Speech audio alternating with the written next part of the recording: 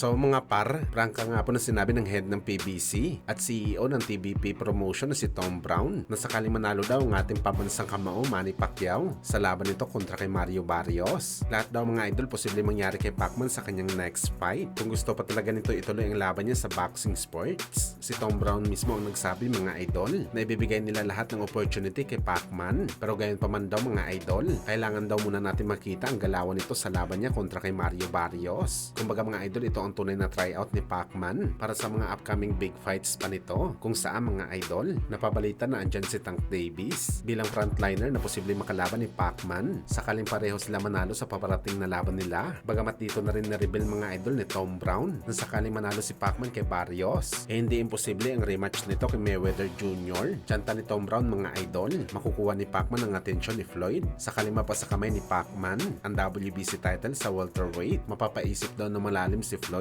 kung lalaban ito kay Pacman sa rematch. Lalo pa nakataya ang WBC title at malaking pera na maibubulsa nito sa laban. Kagaya sa pagbulsa nito mga idol sa unang laban nila ni Pacman na halos kumubra si Floyd ng 300 million US dollars. Isang tunay daw talaga na big money fight ang laban na to. Kaya abangan natin yan mga idol.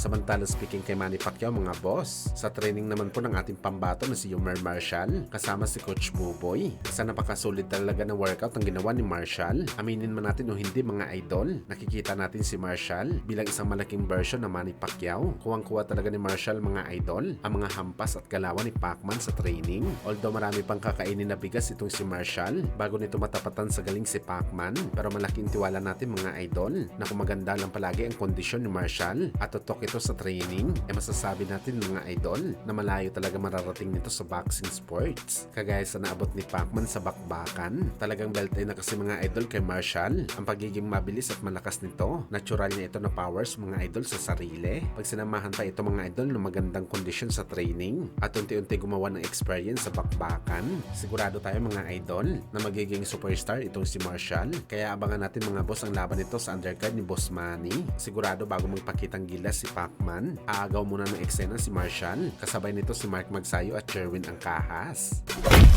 Sa kabilang banda naman mga idol, dahil nga po kasado na ang laban ni Naoya Inoue kalaban kay Morojun Akmadaleb na gaganapin sa September 14 sa Nagoya, Japan, napareact naman po mga idol si Junto Nakatani. Ano yung mga idol? Mapapalaban din daw siya bago magtapos ang taong 2025 at sa super bantamweight na ito lalaban. Hindi pa naman sinabi ni Nakatani mga idol kung sino ang makakalaban nito, pero isang magandang testo mga idol para sa kanya, lalo na sa kanyang preparasyon kay Naoya Inoue sa 2026. Kung makakuha daw ito ng panalo sa isang impresibong paraan, ay talagang kumpiyansa daw si Nakatani mga idol na may inanakaut nito si Inoue sa bakbakan. Kaya gagawin daw ni Junto Boy mga idol na maging 100% kondisyon ito palagi at talagang tututok ito sa magandang training.